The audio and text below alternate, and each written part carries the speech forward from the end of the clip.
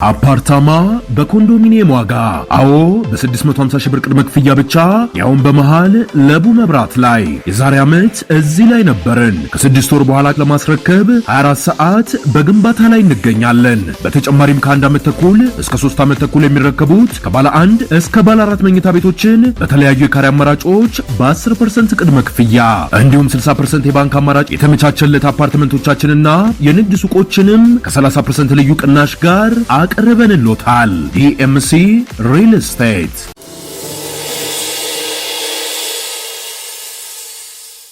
ሰላም ክብራትና ክብራን ሣድስ ቤተሰቦቼ፣ በኢራንና በአሜሪካ መካከል ዳግም ጦርነት ተቀስቅሷል። ይህም በተመለከተ በጣም ወሳኝ የተባሉ አፕዴትስ ነግራችኋለሁ። እንግዲህ ይሄ ጦርነት ሊቀጥል ይችላል ወይ? በጣም ከፍተኛ በጣም ከባድ ዜናዎች እየተሰሙ ይገኛሉ። እነዚህም በተመለከተ በዚህ ፕሮግራም ላይ በጣም ቆንጆ ቆይታ አድርግላችኋለሁ። እሱ ብቻ አይደለም፣ በሁቲ አማጽያንና በየመን ውስጥ ማለት ነው እንደገና ጦርነት አገርሽቷል። በተለይም በሰነአ አውሮፕላን ማረፊያ ላይ የደረሰውን ጥቃት ተመልክቶ እንደገናም ደግሞ ከሳዑዲ አረቢያ ጋር እየገቡበት ያሉትን ጦርነት በተመለከተ በዚህ ፕሮግራም ላይ መጠነኛ መረጃ አካፍላችኋለሁ። በአሜሪካ በጣም ብዙ ስቴቶች ላይ አዲስ በሽታ ተቀስቅሷል። ይሄ ምንድነው የሚለው ነገር አሳያችኋለሁ። መጀመሪያ ግን በሳዑዲ አረቢያ ካሉ ኢትዮጵያውያን ጋር በተያያዘ የተሰሙ ዜናዎችን በተመለከተ በዚህ ፕሮግራም ላይ መጠነኛ መረጃ ባቀርብላችሁ በጣም ደስ ይለኛል። 1900 የሚጠጉ የኢትዮጵያውያንን በተመለከተ የሰማነው አዲስ መረጃ አለ ከሳዑዲ አረቢያ ማለት ነው። በዛ ዙሪያ ላይ መጠነኛ ቆይታ አድርጌ ፕሮግራሙ ልጀምርላችሁ። እንግዲህ ውድ ሣድስ ቤተሰቦቼ በተለይ አሁን ትላንትናም እንደሰማነው ማለት ነው እንግዲህ በሐምሌ 6 ቀን 2018 ዓ.ም የኢትዮጵያ ውጭ ጉዳይ ሚኒስቴር ባወጣው ይፋዊ መግለጫ መሰረት እንግዲህ የንጉሳዊ ምህረት አዋጅ የሚባል ለ1971 ኢትዮጵያውያን በሞት ፍርድ ወይም ሊገደሉ የነበሩ ኢትዮጵያውያን ላይ እንግዲህ የህግ ሂደቱን በተመለከተና ያንን በተመለከተም ደግሞ መንግስት እነዚህ ምህረት የተደረገላቸውን ዜጎች በተከታታይ የአየር በረራ ወደ ሀገር የመመለስ ስራ መጀመሩን ተገልጿል ማለት ነው። 1971 ኢትዮጵያውያን ላይ የሞት ፍርድ ኦልሞስት ሊያገኛቸው የነበሩትን ወደ ኢትዮጵያ የመመለስ ስራ ተጀምሯል ማለት ነው። እንግዲህ በዚህ ውስጥ በሰሞኑን የወጣው የሲኤንኤን አንድ የምርመራ ዘገባ እንደሚያሳየው በሳዑዲ አረቢያ በደርዘን የሚቆጠሩ ኢትዮጵያውያን ስደተኞች አሁንም በአደንዛዥ እጽ ወይም በሐሺሽ ማጓጓዝ በሚል ፍትሃዊ ባልሆነ የፍርድ ሂደት የሞት ፍርድ ተበይኖባቸው በጣም በአስቸጋሪ ሁኔታዎች እንደሚገኙ ሲኤንኤን ሰሞኑን ባወጣው ሪፖርት ላይ አሳይቷል። ከዚህ ጋር በተያያዘ ውድ ቤተሰቦች እንግዲህ የሳዑዲ አረቢያ መንግስት በተለያዩ ወንጀሎች ተጠርጥረው በእስር ላይ የነበሩ 1971 ኢትዮጵያውያንን ነው እንግዲህ ንጉሳዊ ምህረት አድርጎ ወደ ሀገራቸው እንዲመለስ እየተደረገ ያለው። የምህረት አዋጁ መጽደቁን ዜጎችም ወደ ሀገር የመመለስ ዝግጅት መጠናቀቁን በይፋ የኢትዮጵያ መንግስት ማስታወቁን ሰምተናል። ምህረት የተደረገላቸው ዜጎች በሳዑዲ አረቢያ የሚገኙ የኢትዮጵያ ኤምባሲና ቆንስላዎች ጋር በመተባበር በአስቸኳይ ወደ ሀገራቸው ይሸኛሉ በሚል እየተነገረ ይገኛል። ከዚህ ጋር በተያያዘ እንግዲህ በተለይ አሳሳቢ የሞት ፍርድ ሪፖርትም አለ። ከምህረቱ ጎን ለጎን በሳዑዲ አረቢያ በእስር ቤቶች ላይ የሞት ፍርድ ጥላ ውስጥ የሚገኙ በርካታ ኢትዮጵያውያንን በተመለከተ በከፍተኛ አሳዛኝ ሪፖርት እየወጣ ይገኛል። የፍርድ ሂደቱ ግልጽነት ማጣት ይታይበታል። እንግዲህ የሞት ፍርድ በጣም ከባድ ነው። በዚህ ውስጥ የሚገኙ አብዛኛዎቹ ስደተኞች ከአደንዛዥ እጽ ወይም ሐሺሽ ጋር ዝውውር አድርገዋል ወይም አጓጉዟል በሚል ነው ይሄ ሞት የተፈረደባቸው። ከዛ ጋር በተያያዘ የሞት ፍርድ መውጫ ሰዓታቸውን የሚጠባበቁ ኢትዮጵያውያን በከፍተኛ ስነ ልቦናዊ ቀውስ ውስጥና ሰብአዊ መብት በጎደለው አያያዝ ውስጥ እንደሚገኙ የተነገረ ይገኛል። የሰብአዊ መብት ተሟጋቾች የኢትዮጵያ መንግስት በሪያድ ኤምባሲው በኩል በሞት ፍርድ ላይ ያሉ ዜጎችን ህይወት ለመታደግ ከፍተኛ የዲፕሎማሲ ግፊት እንዲያደርግ ነው እየጠየቁ ያሉትና ይህም በተመለከተ እስካሁን ድረስ በጣም ለምን እንደሆነ በማይታወቅ መልኩ ይህን ነገር ለማስቆም የኢትዮጵያ በተለይ በዛው አካባቢ ላይ ያለው ቆንስላ ወይም ደግሞ በኤምባሲው የሚያደርገውን ነገር በተመለከተ ግልጽ የሆነ ነገር አልወጣም። የውጭ ጉዳይ ሚኒስትሩም እንግዲህ በሳዑዲ አረቢያ አስቸጋሪ ሁኔታ ውስጥ ያሉ ቀሪ ዜጎችን መብት ለማስከበርና ወደ ሀገር ለመመለስ ከሳዑዲ ባለስልጣናት ጋር ንግግር እንደሚቀጥል ነው የተናገሩት። ነገር ግን በጣም የሚያሳዝን ነገር እንደሆነ ታያላችሁ ማለት ነው። በየሄዱበት የሚገደሉ በየሄዱበት ክብር የሌላቸው የህብረተሰብ ክፍሎች ሆነው ኢትዮጵያውያንና ኤርትራውያን የታዩበት ጊዜ ነው። ይሄም በተመለከተ ደግሞ በጣም በጥንቃቄ መመልከት ካልተቻለ በቀር ብዙ ውድመት በጣም ብዙ ችግር ይዞ ሊያስከትል የሚችልበትን ነገር ነው የምትመለከቱት። ወደ ሁለተኛው መረጃ ልለፍ። በኢራንና በአሜሪካ መካከል ጦርነት እንደገና ዳግም አገርሽቷል። በጣም ከባድ የሚባል ነው እንግዲህ እንደሰማነው ከሆነ ይህም የሆነ ባለው ነገር ዙሪያ ላይ ጥንቅቅ ያለ መረጃ ያስፈልጋልና በዚህ ዙሪያ ላይ ደግሞ መጠነኛ ቆይታ ላድርግላችሁ። መምህርና ጋዜጠኛ አብይ ይልማ ነኝ። እንኳን ለታላቁ የደብረ ታቦር በዓል በሰላም አደረሳችሁ። በመጽሐፍ ያነበቡትን ቅዱስ ታሪክ በአካል አይተው በገዛ እጁ ዳሰው ለመባረክ ዝግጁ ኖት? ጎልጎታ አስጎብኚ ድርጅት ከነሐሴ 12 እስከ ነሐሴ 19 ከኦገስት 20 እስከ ኦገስት 28 ወደ ተቀደሱት ምድሮች ታላቅ መንፈሳዊ ጉዞ አዘጋጅቶላቸዋል። ጌታችን ከተወለደባት ቤተልሔም እስካረገበት የደብረ ዘይት ተራራ የእመቤታችንን ስደት እያሰቡ የቁስቋምን በዓል በግብጽ ዘይቱን ማርያም በደመቀ ሁኔታ ያከብራሉ። ቅባ ቅዱስ የሚያፈልቀውን ስዕለ አድኖ የቅዱስ ስምዖንና የቅዱስ መቃርዮስን ታሪካዊ ገዳም ይሳለማሉ። ነብዩ ሙሴ ጽላቱን የተቀበለበትን የሲና ተራራ ይወጣሉ። ታላላቆቹን ፒራሚዶች ይጎበኛሉ። የነፍስዎን እረፍት በበረከት ይግዙ። በመላው ዓለም የምትኖሩ ውድ ኢትዮጵያውያን የበረከቱ ተካፋይ ትሆኑ ዘንድ ቦታው ውስን ስለሆነ አሁኑኑ ይደውሉ። ከጎልጎታ አስጎብኚ ጋር ወደ በረከት።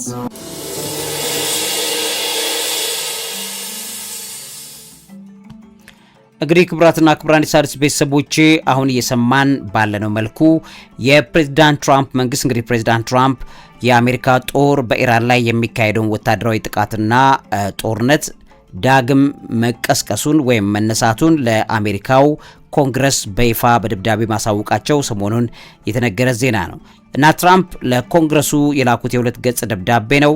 ኢራን በሆርሙዝ ወሽመጥ ላይ በሚንቀሳቀሱ የንግድ መርከቦች ላይ ጥቃት በመፈጸም የሰላም ስምምነቱን ጥሳለች በሚል ነው የከሰሱት። በዚህ ምክንያት እንግዲህ የአሜሪካ መከላከያ ኃይል ከሐምሌ 7 2026 ጀምሮ በኢራን ላይ የመከላከያ ጥቃቶችም በድጋሚ መጀመሩን የአሜሪካ መንግስት አሳውቋል ማለት ነው።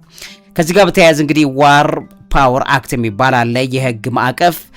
ይሄ ማስታወቂያ የተደረገው በፕሬዝዳንቱ የጦርነት ስልጣን ህግ መሰረት ሲሆን እንግዲህ ያው ይሄም እንደሚታወቀው ለፔንታጎን ወይም መከላከያ ሚኒስቴር ለዚህ ያለ ኮንግረሱ ፍቃድ እንግዲህ ኮንግረሱ ፍቃድ ሳያገኝ ለተጨማሪ 60 ቀናት ወታደራዊ እርምጃዎችን የመቀጠል ህጋዊ እድልን ይሰጣል ማለት ነው።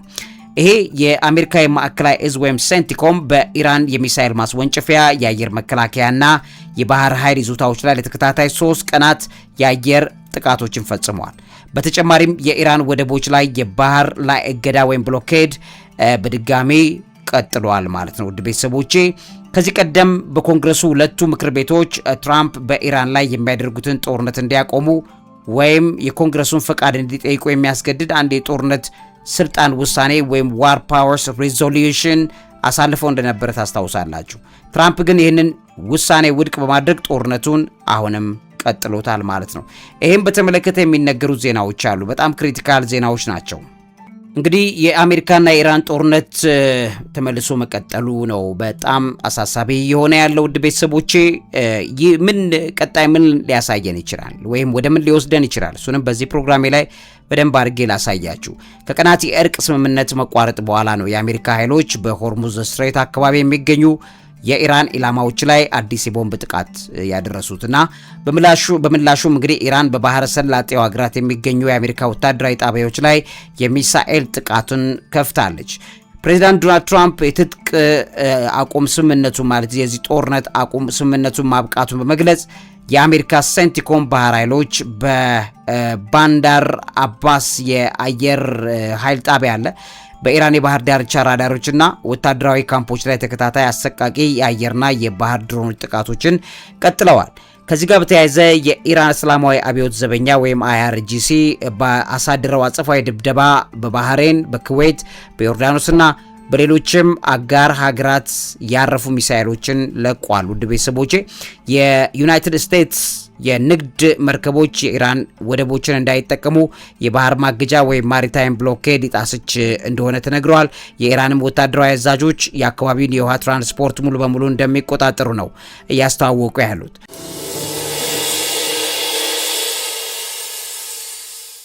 ከዚህ ጋር በተያያዘ እንግዲህ የአሜሪካና የኢራን ጦርነት ከቀናት ስምምነት በኋላ መቋረጡ የሚያሳስብበት ደረጃ ላይ መድረሱ የሚያሳዩ በጣም ክሪቲካል ሌሎች መረጃዎችም ተካተዋል።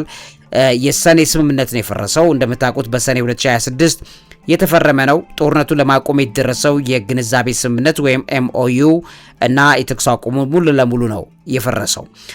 ግጭቱ ዳግም ያግርሽቷል። የኢራን በሆርሙዝ ስትሬት ወይም ስትሬት ኦፍ ሆርሙዝ ላይ ያላትን የበላይነት ለማረጋገጥ ሞክሯን ተከትሎ ነው ይሄ የሆነው። ኢራን የንግድ መርከቦችን አስቀድመው የተፈቀዱ መንገዶችን ብቻ እንዲጠቀሙ ማስገድዷል። ለጦርነት መነሻ እንደሆነ እየተነገረ ያለው ከሐምሌ 6 እስከ 7 ኢራን በስትሬቱ የሚያልፉ 3 የንግድ መርከቦች ላይ ጥቃት መፈጸሟ ውጥረቱን እንዳባባሰው እየተነገረ ነው። ለአጭር ጊዜ ተነስቶ የነበረው የኢራን የዘይት ሽያጭ ማዕቀብ በአሜሪካ ዳግም ተጥሏል። እንግዲህ በይሄም ሌላ ችግር ይዞ መምጣቱ አይቀርም። የ3 ቀናት ተከታታይ ድብደባ ነው እየቀጠለ ያለው የአሜሪካ ጦር ኃይሉም ደግሞ በኢራን ላይ ለ3 ተከታታይ ቀናት የአየር ድብደባ እየፈጸመ ይገኛል። ጥቃቶቹ የተፈጸሙት በፕሬዝዳንት ዶናልድ ትራምፕ ቀጥተኛ ትዕዛዝ እንደሆነ እየተነገረ ያለው በባንዳር አባስ በሚባለው የወደብ ከተማ ላይ ከፍተኛ ፍንዳታዎች ተመዝግበዋል። በአቡ ሙሳ በቃሽም እንደገና በኪሽ ደሴቶች ላይ የሚገኙ የኢራን ወታደራዊ ይዞቶች በአሜሪካ ተደብድበዋል። የአሜሪካ ማዕከላዊ እዝ ወይም ሴንቲኮም የኢራን ድሮን እና ሚሳኤል ማስወንጨፊያን ጨምሮ 140 የሚጠጉ ኢላማዎችንም እንደመታ እየተነገረ ይገኛል። ፕሬዚዳንት ዶናልድ ትራምፕ የተወሰነ ወታደራዊ እርምጃ መጀመሩን ለአሜሪካ በኮንግረስ ይፋ ማስታወቃቸው እየተነገረ ያለው ነገር ጦርነቱን በጣም ሊያባብስና ምናልባትም ቀጣይ 60 ቀናት ጦርነቱን ሊወስደው ይችላል የሚል ስጋት አጭሯል። አሜሪካ በኢራን ወደቦች ላይ የባህር ማገጃ ወይም ዋርታይም ብሎኬድ እንደገና መጣሏም ይሄም በጣም አሳሳቢ አድርጎታል። የሴንቲኮም የማገጃ እርምጃ ዛሬ ሐምሌ 14 ቀን ከቀኑ 4 ሰዓት PM ላይ ከዚህ ጀምሮ በይፋ ስራ ላይ መዋል ጀምሯል። እንግዲህ ትራምፕ በአሜሪካ በሆርሙዝ ስትሬት ለሚያልፉ መርከቦች ጥበቃ ለማድረግ የ20% አገልግሎት ክፍያ እንደምጠይቅም አስታውቀዋል። ከዚህ ጋር በተያያዘ የኢራን አጸፋና ቀጠናዊ ተጽዕኖም በግልጽ እየታየ ነው። ኢራን የሆርሙዝ ስትሬት እስከመቼውም ዝግ መሆኑን ነው እያወጀች ያለችው። የኢራን አብዮታዊ ዘብ በባህረ ሰላጤው ሀገራት በሚገኙ የአሜሪካ ጦር ሰፈሮች ላይ ሚሳኤል ጥቃት ሰንዝረዋል። በባህሬን የሚገኝ የአሜሪካ ጁፌር የጦር ሰፈር መመታቱ ኢራን ገልጸዋለች። በሀገሪቱ የአየር ወረራ ማስጠንቀቂያ ሳይረን ተሰምቷል። የኩዌት ጦር በኢራን ጥቃቶች ምክንያት በነዳጅ ቁፋሮ መድረስ ላይ ጉዳት መድረሱ እየተረጋገጠ ይገኛል።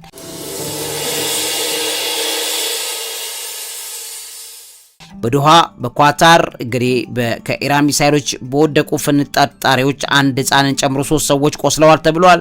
የዮርዳኖስ አየር መከላከያ ከኢራን የተኮሱ 4 ሚሳኤሎችን በአየር ላይ መጥቶ መጣሉን እየተናገረ ይገኛል። የኢራን ሚሳኤሎች 2 የኤሚሬትስ የነዳጅ ጫኝ መርከቦች ወይም ሱፐር ታንከርስን የመቱ እንደሆነ ተነግሯል። አንድ የመርከብ ሰራተኛም ተገድሏል። የየመን ሁቲ አማጽያን በሳዑዲ አረቢያና በዛው አካባቢ ላይ ሚሳኤል በመተኮስ የየመን መንግስት የሰንዓ አየር ማረፊያንም መምታቱ እየተነገረ ይገኛል። ጦርነቱ ወደ ምስራቅ አፍሪካ እንዳይስፋፋ ይሰጋል። የኢራን መንግስት የአሜሪካ ጥቃቶች በዲፕሎማሲያዊ ሰላም ጥረቶችን ከንቱ ማድረጋቸውን ነው እየገለጹ ያሉት። ኦማንና ኳታር በሆርሙዝ ስትሬት ዙሪያ ያሉ አለመግባባቶችን ለመፍታት ከኢራን ጋር ንግግር እያደረጉ ይገኛሉ። የባህር ማገጃው በታወጁን ተከትሎ የዓለም ነዳጅ ዋጋ ከ9% በላይ በአንድ ጊዜ ጨምሯል። የብሬንት ወይም ብሬንት ክሩድ የነዳጅ ዋጋ ወደ $85 አድጓል። በዓለም ላይ ካለው የነዳጅና የጋዝ ንግድ 1/5 የሚጓጓዘው በዚህ በታገደው የሆርሙዝ ስትሬት በኩል እንደሆነ ታውቃላችሁ። የኢራን የውጭ ጉዳይ ሚኒስትር አባስ አራክቺ አገራቸው የሆርሙዝ ስትሬት ዘላለማዊ ጥባቂ ሆና ኢራን መቀጠሏን ነው እያወጁ ያሉት። ማለትም ከኢራን እውቅና ውጭ ምንም ነገር መደረግ አይችልም የሚለውን ነው መሰረት የሚያደርጉት። የባህረ ሰላጤው ሀገራት አሜሪካ በዓለም አቀፍ የውሃ መስመር ላይ የክፍያ ታሪፍ ለመጣል የምታደርገውን ጥረት አልደገፉም። ይሄ ጦርነት እንግዲህ በአሜሪካ እስራኤል ጥምረትና በኢራን መካከል የሚደረግ መጠነ ሰፊ የቀጠናዊ የኃይል ሚዛን ጦርነት ተደርጎ እየታየ እንደሆነ እየተነገረ ነው። ከዚህ ጋር በተያያዘ እንግዲህ እየተወራ ያለው የባህር ማገጃ መታወጁን ተከትሎ የዓለም የነዳጅ ዋጋ ከ9% በላይ መጨመሩ በጣም አስደንጋጭ እንደሆነ እየተነገረ ነው። በዛ ዙሪያ ላይ መጠነኛ ቆይታ ላድርግላችሁ።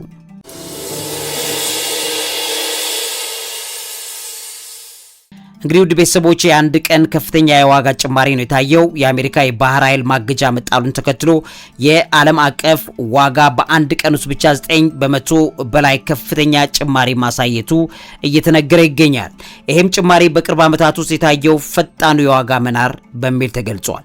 የዓለም አቀፍ መለኪያ የሆነው የብሬንት ወይም ክሩድ ኦይሉ ድፍድፍ ነዳጅ ዋጋ በአንድ በርሜል ወደ 85 ዶላር ከፍ ብሏል። ይሄም የቀጠናው ውጥረት በዓለም አቀፍ ገበያ ላይ ያሳደረው ቀጥተኛ ተጽዕኖ ነው ተብሎ እየተነገረ ይገኛል። ሌላኛው የሆርሙዝ ስትሬት ስልታዊ ወሳኝነት ነው። ዋጋው ሊኒር የቻለው በዓለም ላይ እንግዲህ በባህር የሚጓጓዘው አጠቃላይ ነዳጅ ዋጋ ምርት 1/5 ወይ 20% የሚሆነው በዚህ በተዘጋው የሆርሙዝ ስትሬት በኩል ስለሚያልፍ ነው። የዓለም አቀፍ የነዳጅ ጫኝ መርከቦች ማህበራት ታላላቅ የኤነርጂ ኩባንያዎች መርከቦቻቸው በቁጥጥር ስር እንዳይውሉ ወይም ጥቃት እንዳይሰነዘርባቸው በመስጋት በባህረ ሰላጤው በኩል የሚደረገውን ጉዞ በጊዜያዊነት ማቋረጣቸውም ለኑሮ ማለትም ለነዳጅ ውድነቱ ትልቅ እገዛ አድርጓል። ሌላው በቀጠናው ለሚንቀሳቀሱ የነዳጅ ጫኝ መርከቦች የሚጠየቀው የጦርነት ስጋት ኢንሹራንስ ወይም ዋር ሪስክ ኢንሹራንስም ዋጋው እጅግ ንሯል።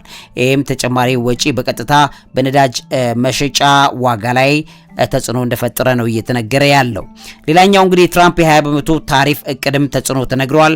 ፕሬዚዳንት ትራምፕ በሆርሙዝ ስትሬት ለሚያልፉ መርከቦች ጥበቃ ለማድረግ የ20% አገልግሎት ክፍያ ወይም ታሪፍ ጠይቃሉ ማለታቸው ነጋዴዎች ወደፊት የነዳጅ አቅርቦት ወጪ ጨምራል በሚል ስጋት ዋጋውን ይበልጥ እንዲሰቅሉትና ከፍተኛ ዋጋ ላይ እንዲደርስ እያደረገው እንዳለ እየተነገረ ነው ያለው። ሌላኛው የዓለም አቀፍ ኢኮኖሚ ስጋት ነው። ይህም የነዳጅ ዋጋ መናር በዓለም አቀፍ ደረጃ በሌሎች ምርቶች ላይ የዋጋ ግሽበት ወይም ኢንፍሌሽን ሊያስከትል ይችላል የሚል ከፍተኛ ስጋት እየፈጠረ ይገኛል። በተለይም በነዳጅ አስመጪ ሀገራት ኢኮኖሚ ላይ ከፍተኛ ጫና ይፈጥራል፣ እንደ ኢትዮጵያ ባሉ ሀገራት ላይ። ከዚህ በተረፈ እንግዲህ ቀጣይ ምን ይጠበቃል? ያቆማል ወይስ ሊቀጥል ይችላል?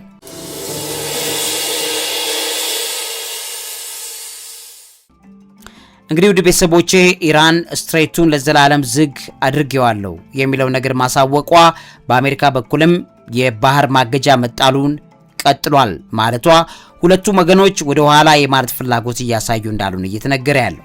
ይሄም የባህር ላይ እልህ አስጨራስ ፍጥጫ ግጭቱን ለረጅም ጊዜ አሁን ሊያስቀጥለው ይችላል ተብሎ ነው እየተነገረ ያለው። የአሜሪካ ማዕከላዊ እዝ ወይም ሴንቲኮም የኢራን ወታደራዊ አቅም ሙሉ ለሙሉ ለማዳከም አዳዲስ የድሮን እና የሚሳኤል ጥቃቶችን ሊሰነዝር ይችላል። ፕሬዚዳንት ዶናልድ ትራምፕ ለኮንግረስ በላኩት ደብዳቤ ወታደራዊ እርምጃው ገና መጀመሩ መግለጻቸው ጥቃቱ እንደሚቀጥል ምናልባትም ለቀጣዩ 60 ቀናት ሊራዘም እንደሚችል ማረጋገጫ ነው ተብሎ እየተነገረ ይገኛል። ሌላኛው ኢራን በአሜሪካ ድብደባ ሳትበገር በባህረ ሰላጤው ሀገራት እንደ ባህሬን፣ ኩዌት፣ ኤሚሬትስ በሚገኙ የአሜሪካ የጦር ሰፈሮች ላይ፣ ካምፖች ላይ እንደገና የነዳጅ መርከቦች ላይ የምታደርሰው የሚሳኤል ድብደባ ይበልጥ ልታጠናክር ትችላለች ተብሎ ይነገራል። ይሄ ደግሞ ግጭቱን ወደ ክልላዊ ደም ማፋሰስ ሊቀይረው የሚችልበትን በር መልሶ ሊከፍተው ይችላል። ሌላኛው እንግዲህ በኢራን የሚረዱ የየመን ሁቲ አማጽያንና በኢራቅ የሚገኙ ታጣቂዎች በአሜሪካና በሳዑዲ አረቢያ ላይ አዳዲስ ጥቃቶችን ሊከፍቱ ይችላሉ። ይህም የጥምረት ጦር ወይም ፕሮክሲ ዋር ግጭቱ በአሜሪካና ኢራን አልፎ መላውን የመካከለኛ ምስራቅ ዳግም ችግር ውስጥ ይዞት እንዳይገባ እየተሰጋ ይገኛል። ሌላኛው የነዳጅ ዋጋ ይበልጥ መናር ነው። በሆርሙዝ ስትሬት መዘጋት የትራምፕም 20% ታሪፍ ወይም ጭማሪ በዛ አካባቢ የሚያልፉትን ለመጠበቅ የምንከፍለው ዋጋ 20% በእናንተ ላይ ጭነናል የሚለው የነዳጅ ዋጋን ከ85 በላይ ተሰቅሎ እንዲቀጥል ሊያደርገው ይችላል። ጦርነቱ ካልቆመ የነዳጅ ዋጋ ታሪካዊ የተባለ የ$100 ገደብ ሊሽር እንደሚችል የኢኮኖሚ ተንታኞች ይናገራሉ። ሌላኛው የዲፕሎማሲ ጥረቶች መጀመር ነው። ጦርነቱ ሙሉ በሙሉ ሊቆም የሚችለው እንደ ኦማንና ኳታር ያሉ ሀገራት የሚያደርጉት የጀርባ መስመር የዲፕሎማሲ ስኬት ከሆነ ብቻ ነው። ነገር ግን በአሁኑ ሰዓት ሁለቱም ወገኖች ቅድመ ሁኔታዎችን እያስቀመጡ በመሆኑ የእርቅ ንግግሩ ፍሬ ለማፍራት ረጅም ጊዜ ይወስዳል። ሌላኛው ምንድነው? የተባበሩት መንግስታት ድርጅት የዩኤን ጣልቃ ገብነት ነው። የጸጥታው ምክር ቤት በአስቸኳይ ስብሰባ አዲስ የተኩስ አቁም የውሳኔ ሀሳብ ሊያስተላልፍ ይችላል ተብሎ የተነገረ ነው። ሆኖም አሜሪካ ያረቀቀችውን ማንኛውም ጥብቅ ውሳኔ ሩሲያ ወይም ቻይና ውድቅ ወይም ቬቶ ሊያደርጉት ስለሚችሉ ዓለም አቀፍ ተቋማት ጦርነቱን በአጭር ጊዜ ለማቆም ሊቸገሩ ይችላሉ ተብሎ የተነገረ ይገኛል። ስለዚህ ጦርነቱ ሊዘልቅ የሚችልበት በጣም ሰፊ በር መከፈቱን ነው እየታየ ያለው።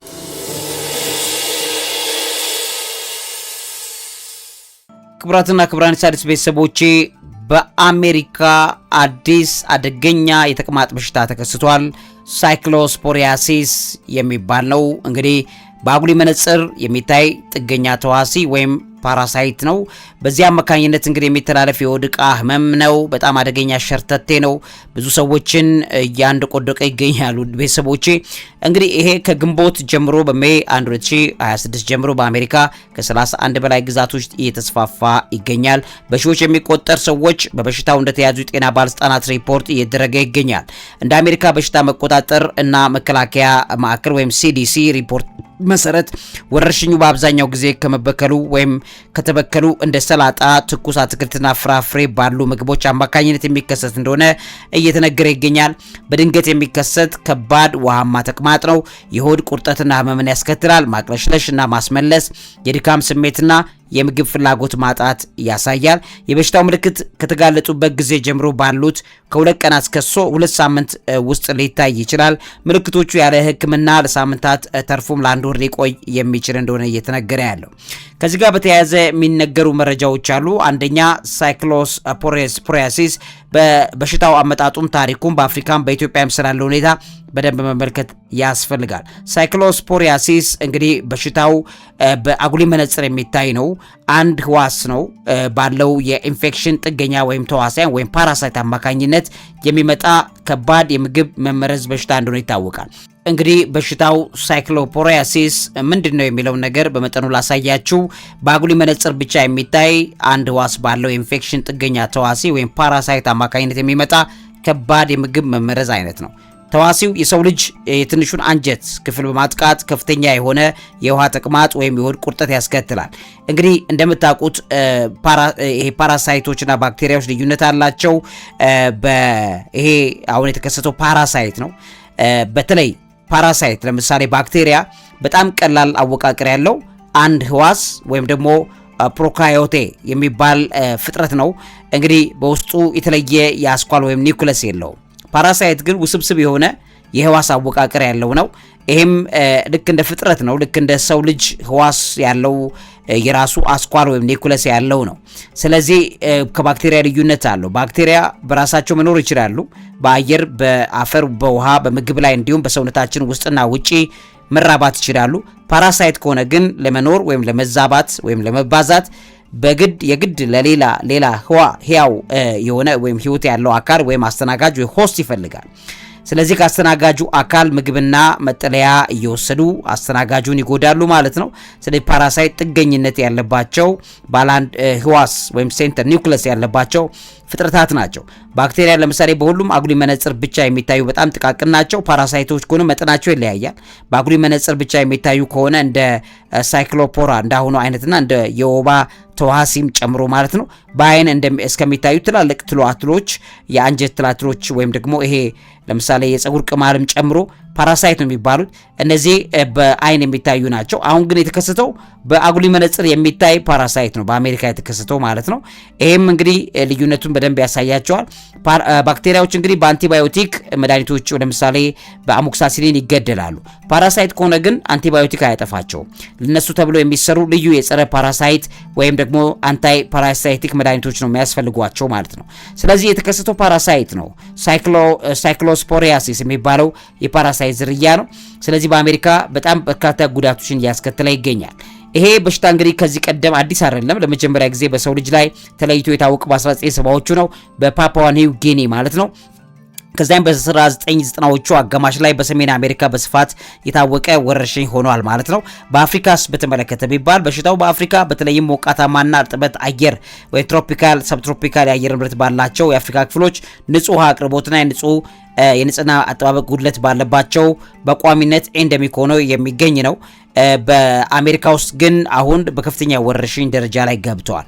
በኢትዮጵያስ ቢባል አዎ በኢትዮጵያም በሽታው አለ። ነገር ግን እንደ አሜሪካ በወረርሽኝ መልክ አይነገርም። ምክንያቱም በአካባቢው ለረጅም ጊዜ በመኖሩ የሰው ልጅ ወይም ኢትዮጵያውያን የመከላከል አቅማቸው ኢሚዩኒቲ ስላዳበሩ ምልክቱ ሳይታይባቸው ሊኖር ይችላል።